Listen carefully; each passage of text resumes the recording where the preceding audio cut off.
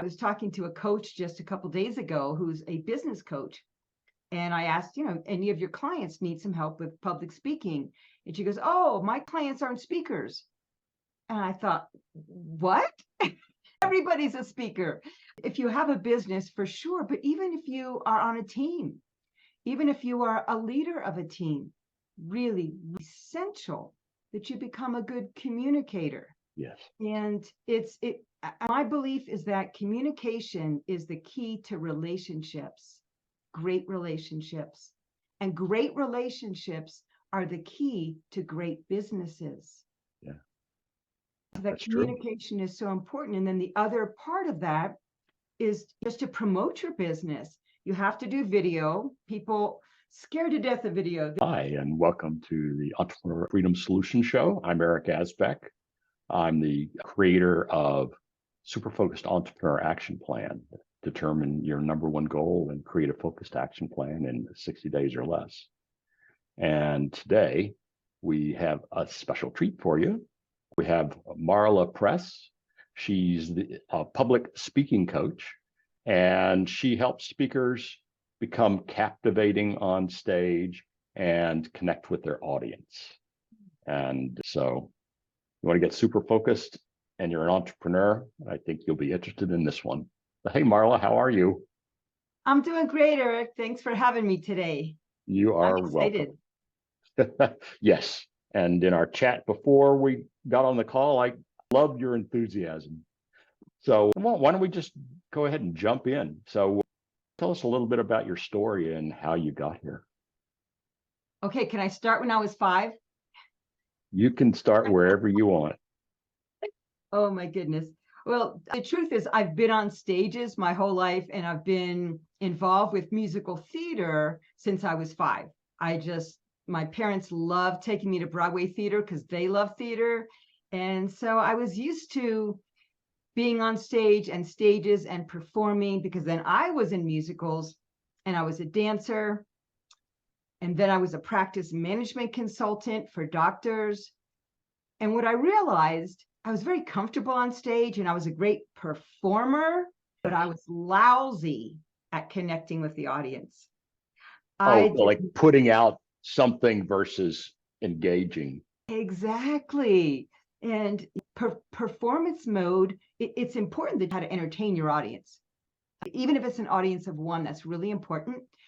But equally as important is you have to be able to connect to the audience and get them to like you and know you and trust you. We've all heard that, but it is very important.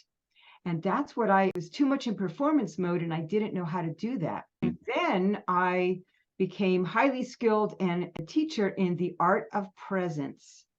Yes.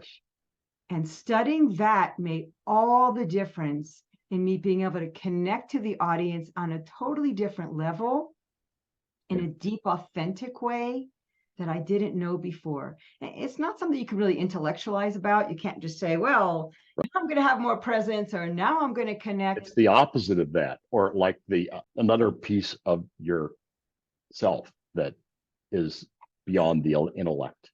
Yes, exactly.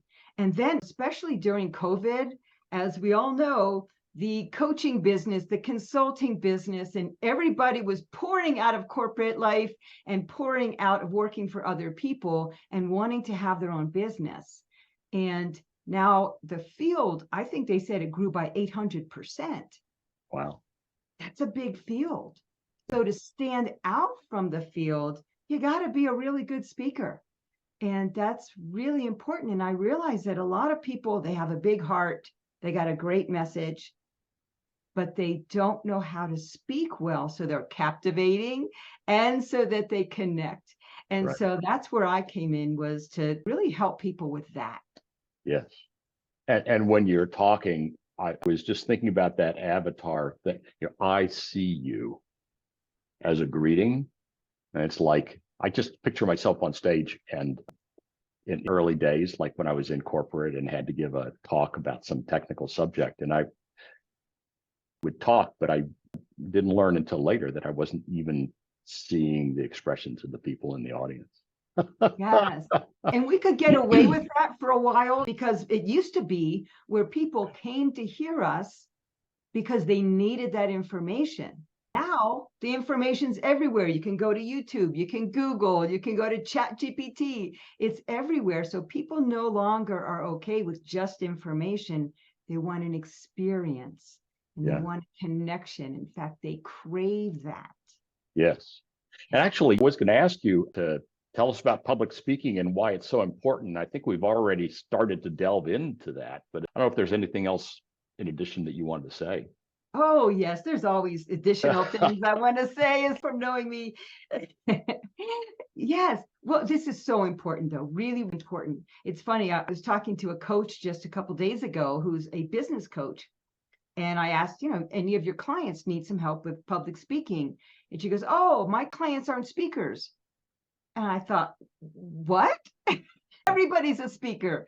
If you have a business, for sure. But even if you are on a team, even if you are a leader of a team, really essential that you become a good communicator. Yes. And my belief is that communication is the key to relationships, great relationships. And great relationships are the key to great businesses. Yeah. So that communication is so important. And then the other part of that is just to promote your business. You have to do video. People scared to death of video. I say they're just chicken to do video. And it's one thing to post your promotion. It's another thing to even talk. But when they get in front of a camera, they get really nervous, a little anxiety, more so even than being in person. And so this is something that we can't get away from anymore. We're more in person than we used to be, right? But you can't ignore the online community and build a strong, big business and scale your business. You got to be good on camera. You got to be good online, and video and live video is the best way to do that. Yes, I get it.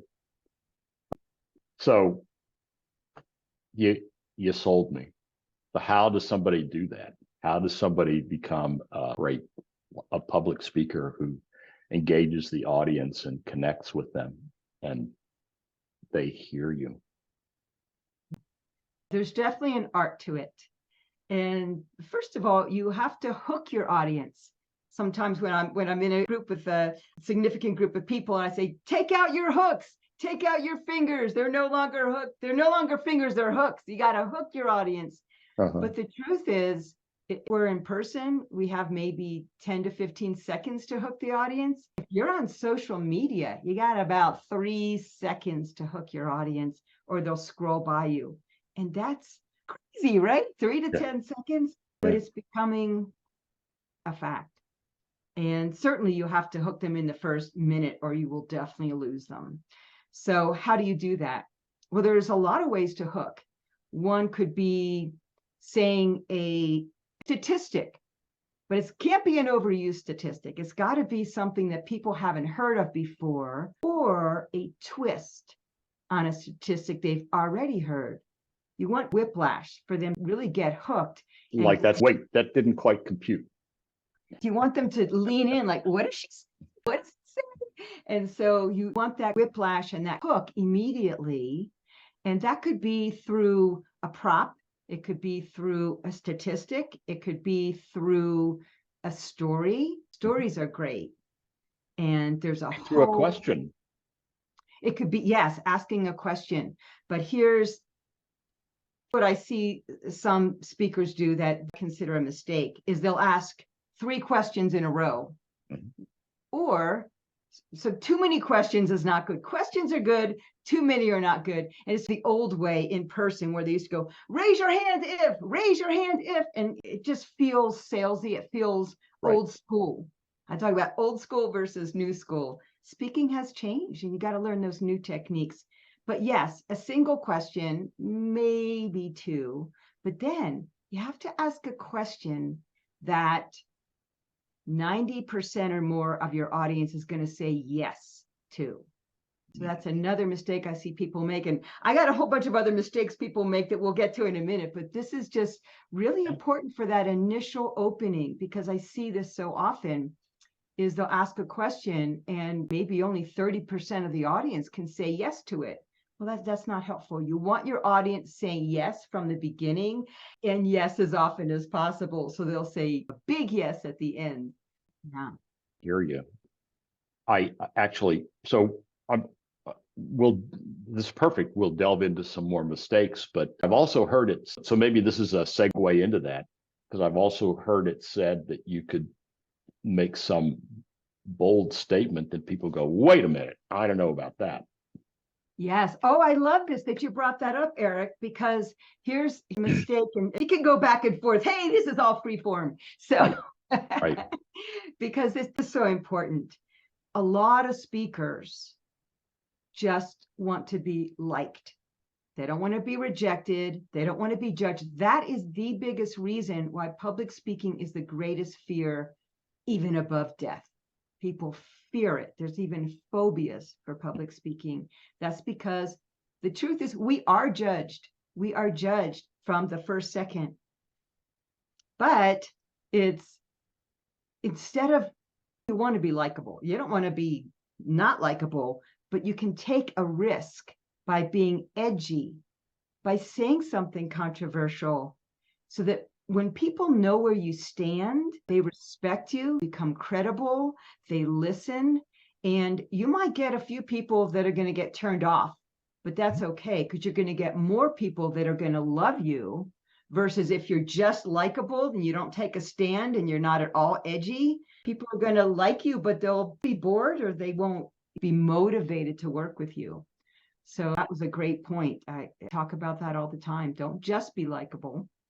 Actually, as you're making me think, because I've gotten coaching from time to time, that it's to come out with some bold point of view statement that's authentically you, like, here's what you work with me, here's what you're going to get.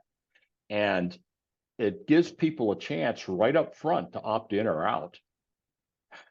I don't know if that makes any sense or not, but it does. I've heard people anyway. I'm just checking in with you to see where that falls in the scheme of things. That's really interesting, because I believe in making those bold statements and to let people know up front that, hey, this is about working with me and how I can help you. Not in those words, right. But I believe in hooking people first, getting people engaged first, getting as many yeses as you can first, and then making those other statements.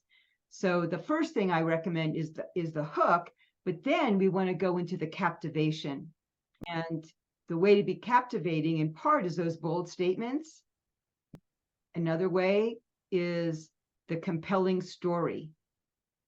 And a lot of people, I'm going to go into mistakes again.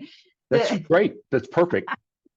People always want to know what mistakes they can make and what to do about it. Yes. Like what to do instead, so to speak. So another big mistake is that there's a lot of people who have very inspiring stories and they make great speakers. But to be captivating, you have to make your inspiring story not just about you, but mostly about your audience. And so the mistake they make is they say, I went through this and I went through that, and then this happened. And if it's a great story, it can be captivating, but to make it even more is how you consistently make that about your audience. You bring them in. How can this apply to their life? What can they learn from this story right from the beginning? And you keep going that way. And the other thing too is people think that they have to tell this inspiring story. A lot of my speakers come to me and say, well, I don't have that story. And you don't have to. Any story you can make captivating. In fact, some of the most captivating stories are about mundane things, right? So you can talk about what happened to you on the way to the speaking engagement, or you can talk about something that happened yesterday with your kid, or you can talk about driving in the car and what you learned from some small incident, and then relate that again. It's got to relate to the audience and what that means for them. But if it's a story that everybody can relate to, we don't all have kids, but we all, most of us drive, most of us have eaten food. You can talk about, and virtually every one of us has been a kid at one time or another. exactly. So that one almost always works too. And so there's so many ways that you can take simple things that everybody can relate to and then make a big lesson out of that, a big teaching point, and then you bring everybody in. You're not excluding anybody. So that's a great way to do it, but you got to make it funny or interesting. You can't just tell a mundane story and be mundane about it. Right. So there's an art to all of this, but telling stories is huge. And not just one story. You should have several stories in your back pocket for any length of a speech. If it's a 1-minute speech, maybe one story. But if it's for a 2-minute speech, but anything 10 minutes or longer, you want to have several stories in there because those bring people in. Yeah. Like you're doing with us right now. So this is perfect because you are a public speaking coach. And so people have come to you and they're like, I've heard it said, I'm on Pain Island and I want to get to Pleasure Island. And there's this transformation that happens in between. And so when somebody works with you, what is that? What transformation are they going to experience as part of working with you?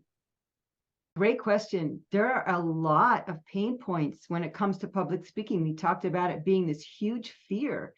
And I'll tell you, even experienced speakers, they get anxious about it to some degree. The more they do it, maybe not as much, but there's some anxiety involved with putting yourself out there, trying out a new speech, just wanting to get clients, all of that. And so the pain points can be anything from worrying about how they look to worrying about not being ready. They don't know enough. They're not ready, so they're not going to speak yet. Or it could be that they feel like an imposter. Well, who am I? Who am I to talk about this topic because I don't know enough? But what I tell people is there's always something that someone else doesn't know, and it's your perspective on it that is always going to be unique to you. Always own that. Yeah, yeah. But you bring you, and that's no one else can do that. Yes, but there's so many. The pain points are, big one is this, well, it's so hard for me to memorize my speech. And I say, great, don't memorize it. Because that's a mistake that people make, is they write this great speech. And I had this problem myself. So I'm a writer. I grew up wanting to be a writer. That was from an early age. That was my thing, either a choreographer or a writer. And so I write these great speeches and I could never say them exactly how I wrote them. And that was hard for me. But I had to let go of that at some point and say, what? Nobody knows how I wrote it. It doesn't have to be perfect. In fact, we don't want perfection. We want connection. And the more authentic you seem, the less rehearsed you seem, the more relatable you are, and the more people are going to want to be with you. Don't try to memorize it, but that's what a lot of people come with. Another pain point is they don't have a good message. They don't know how to craft their message so it's compelling and interesting, and so that people really want to be inspired by it and take action. Yeah. And so that's another thing I help people do is, how do you craft that message? It's partly words you say, it's chunking it well, it's putting the emotional pieces in there, the connecting pieces in there. And then, of course, the most important thing, and one of the biggest problems people come to me with, is they don't have stage presence. They can talk and maybe they have confidence and maybe they don't have a lot of anxiety, but they just aren't captivating. And so people aren't paying attention. And especially if they go to a big networking group and there's pitch after pitch after pitch, they all sound the same. You got to stand out from the crowd. and be captivating right from the start. And if you're on a stage, you got to own that whole stage and not just be behind the microphone, but you got to show that you own every piece of that stage. And that is something that is not easily learned. And the way I work with people is I don't give theory. I don't say, okay, here's the 5 steps to owning the stage. Now go home and practice these 5 steps. I don't do that at all because it doesn't work for people. Take them through an experience, an exercise that has them transform in the moment. And that's what I love doing, is it's giving people information. It's giving them the experience of being more confident, of being a huge thing we didn't get into yet at all. Is a big thing I start with is having you move your energy. I believe that stage presence and captivation is all about your energy. So communication is only, oh, here's a statistic. Right. Not in the beginning. Here's a statistic. Communication is 7 to 10% the words you use. That's it. People focus so much on what they're going to say and not how they say it. And that's the whole thing with memorization too. It's 7 to 10% the words you say. I say 10%, I round it up. It's 20% your tone, and then it's 70% your energy. Yeah. And that includes your body language, your confidence, your passion. It includes all these nonverbal things. It's not just your body language. It's your facial expression, yes. It's all of those things, but it's this inner energy and where it comes from. Because most people live in their head, where your to-do list is, your critical mind is, what I'm doing now, how's it gonna affect ever the so future? handy and present self-critic. Yes, it's cluttered, and your energy can't move freely. When you get your energy out of your head and into your full body, which again is not something you can think about or intellectualize about or just do if you don't know how. That's what I teach in these exercises, how to get your energy in your whole body and then radiate your communication from there instead of talk from your head. It changes everything. Yeah, I got it. So I could keep asking you questions about that, but there's something I'm curious about. If you could go back and give your 18-year-old self one piece of advice, what would it be? Well, that's such an interesting question, right? There's so much I would tell them. Oh my gosh. But when I say that this is important for a lot of 40, 50, and maybe even 60-year-olds to think about, and that is, don't wait to live your passion. Yeah. And I find this is becoming such a thing now with people wanting to have their own business, right? Are passionate about something, but before they were doing what they should do or what they thought they should do, or getting a real job, right? I couldn't be a writer or a choreographer. I needed a real job. And it took me a very long time to say, I'm creative and I am passionate and I'm a great teacher.